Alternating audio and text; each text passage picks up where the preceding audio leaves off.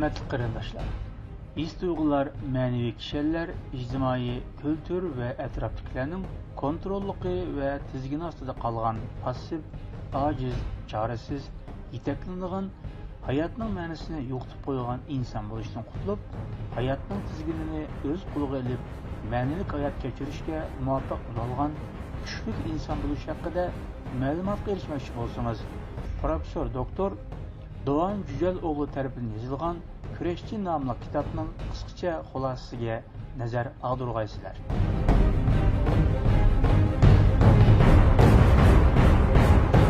Ma'nilik ve hayajonga to'lgan hayat uchun Küreşçi namlı bu kitap cemiyette xilila zor g'ulg'ula qo'zg'adi. Bu kitapning muallifi professor Doğan Cüceloğlu psixologiya sohasida ko'zi ko'ringan ilmshunoslardan biridir. Küreşçi namlı bu kitap mazmun ve uslub jihatdan o'zgacha bo'lib, kitapta aslida hammamiz duch kelayotgan masalalarga o'rin ajratildi. Dunyo, jamiyat, tuzum va atrofimizdagilarning bizga tanganlari, ichki dunyomizga to'qinishlar, ziddiyatlar, hayotimizga o'ngsizliklar, xatoliklar, krizlar haqida psixologiya nuqtasidan mulohaza olib berildi.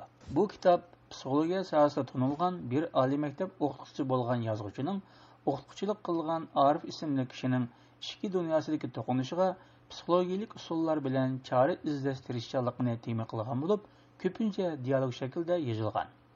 Bu kitobda tilga olingan kurashchi kurashga qanday tayyorlik qilish, kurashni qanday olib berish va g'alabani qanday qo'lga keltirish qatorliqlarda bizga yo'l ko'rsatib berish nuqtasidan to'liq muhim ahamiyatga ega.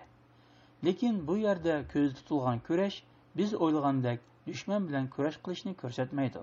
Balki insonning ichki dushmani, ya'ni o'ziga qarshi olib boradigan kurash bo'lib, insonning ichki dunyosida jarayon qiladigan kurashni ko'rsatadi.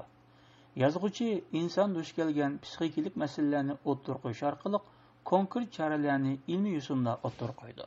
Yozuvchi kitobini Kumingning seni boshqalardan farqsiz qilish uchun jon jahli bilan kecha kunduz harakat qilgan bir dunyoda o'zingdek va insondek yashash dunyodagi eng qiyin kurashni qilish deganlikdir. Bu kurash bir boshlanib ketsa qat'iy tugamaydi degan so'zi bilan boshlaydi. Kitobning ismi bo'lgan kurashchi dal mushu ma'nodagi kurashchini ko'rsatadi. Ya'ni ichki va tashqi dunyoning barliq besimlarga, cheklamalarga, hujumlarga, kontrolga qaramay o'zidek va insondek yashash uchun umr bo'yi kurash qilgan kishini ko'rsatadi. Kitobdagi personajlardan birisi yozuvchining dal o'zi bo'lib, idrok, bilish, psixologiya va aloqa qatorliq sohalarda mutaxassis va tanilgan oliy maktab o'qituvchisi bo'lsa, yana bir personajning ismi Arif bo'lib, u buruqtumlikka kirib qolgan, o'zining haqiqiy kimligini unutib qolgan, o'zini do'ch chaqlaydigan, hayotining ma'nosini yo'qotib qo'ygan, xushallikdan mahrum qolgan, ichki dunyosini vahima qoplab olgan, nima qilishni bilolmay gangrab qolgan, yolg'iz, tanha, o'z istiki bilan emas, boshqalarning istiki bilan yashashga majbur bo'lib qolgan bir o'qituvchidir. Kitobda dastlab ikki personaj tanishadi. Kitobdagi keyingi mazmunlar yozuvchi Doğan Efendi bilan Arif Efendi o'rtasida Arifning savollari va yozuvchining hayotni, psixologiyani, jamiyatni, falsafani, aloqa va kishilik munosabatlarni ko'rdigan holda bergan javoblar bilan savol-javob tariqasida o'qirmanlarga taqdim qilindi. Bu kitob hayotning ma'nosini izlash degan savolga javob tepish bilan boshlandi. Hayotning ma'nosini izlash amaliyotda insonning mavjudlik masalasiga berib ketilgan sezgur masala bo'lib, bu insonning kim bo'lish masalasidir. Bu yerdagi kimlik qandaqdir, insonning ijtimoiy kimliklarini ko'rsatmaydi, balki insonning eng cho'ng va eng asosiy kimligi bo'lgan inson kimligidir. Kitobda hayotining ma'nosini yo'qotib qo'ygan, buruqtumlikka kirib qolgan Arif Efendi o'zining mavjudligini o'zi cho'ng bo'lgan kishilarning nuqtasidan ifodalashga ko'nib ketgan edi.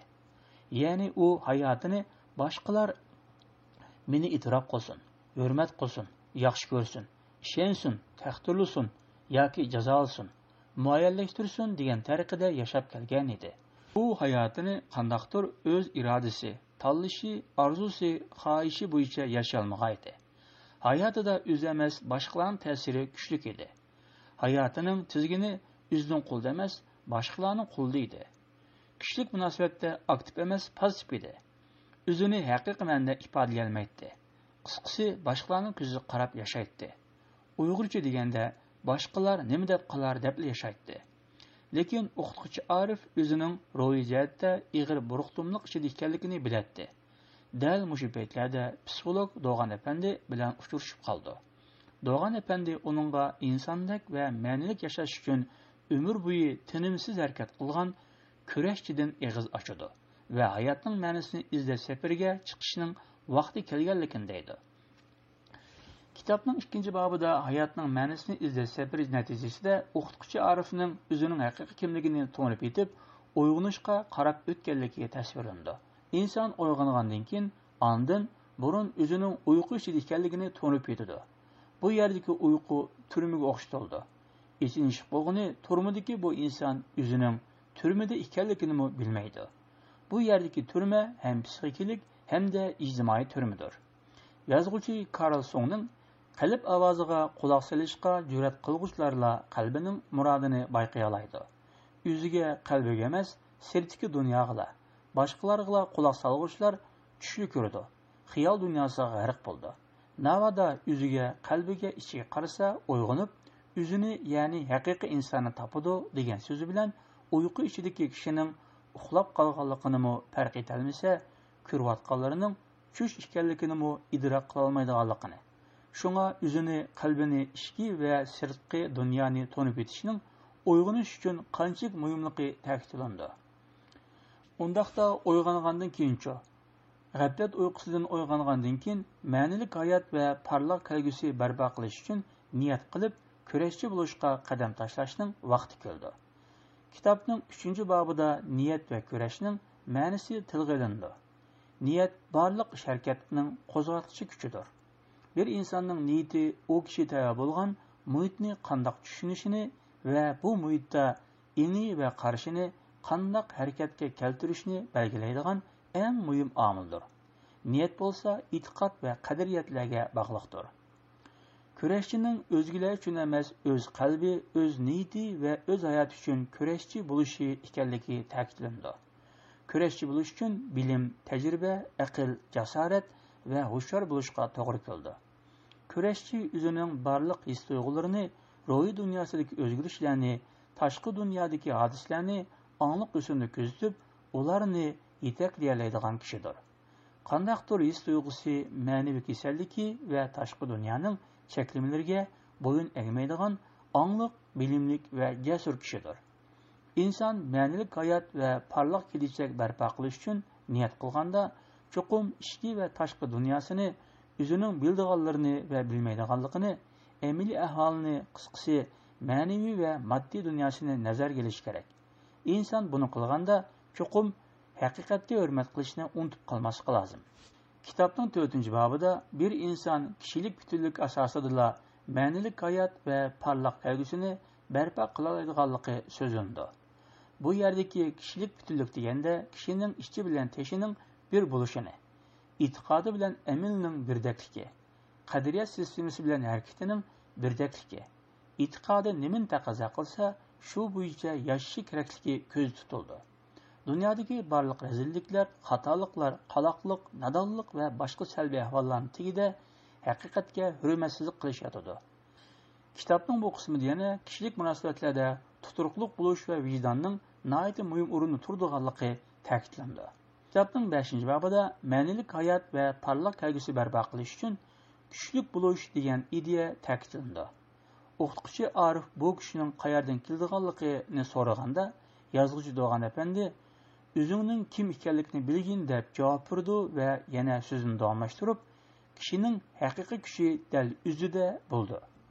Qandoq parang qilishni bilgin.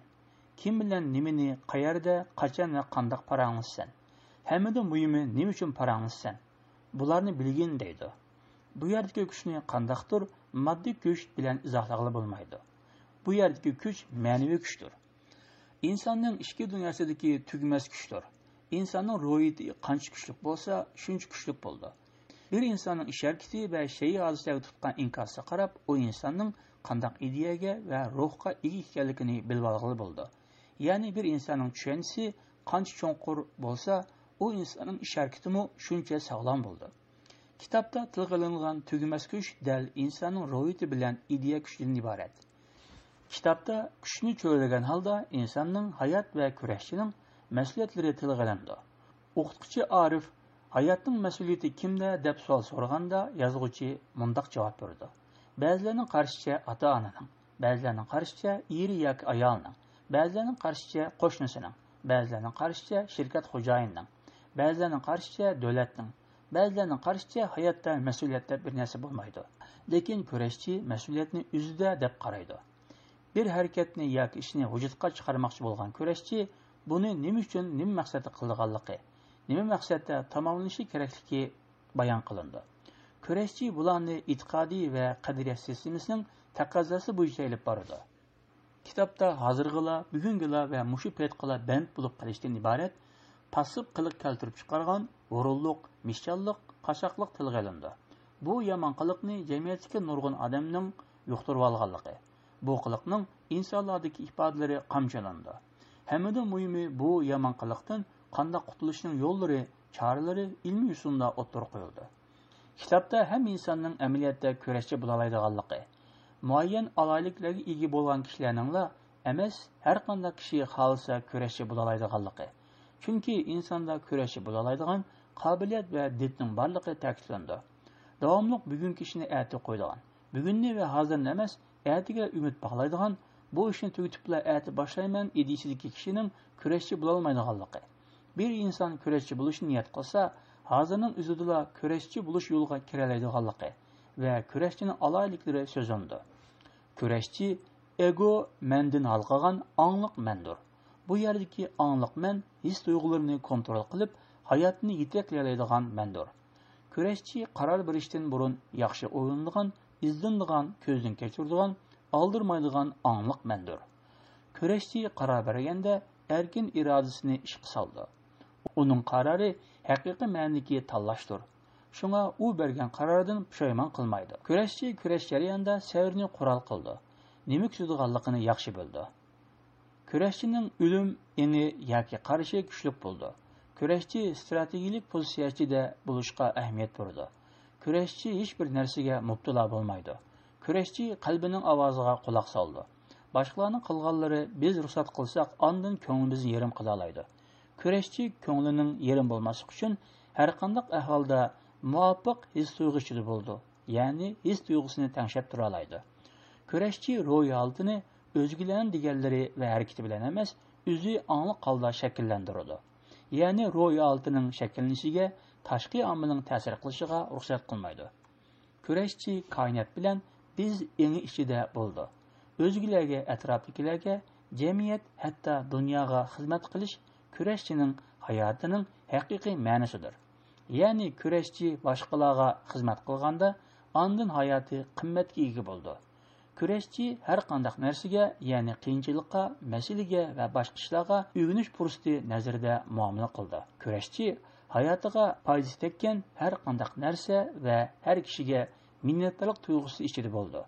Qisqasi, psixolog Doğan Efendi o'qituvchi Arif Efendi bilan suhbatlashganda bizga hayotimizda va ichki dunyamizdagi masalalarni qanday yengil bo'lganligi to'g'risida konkret choralarni o'tirib qo'ydi. Xayr xo'sh.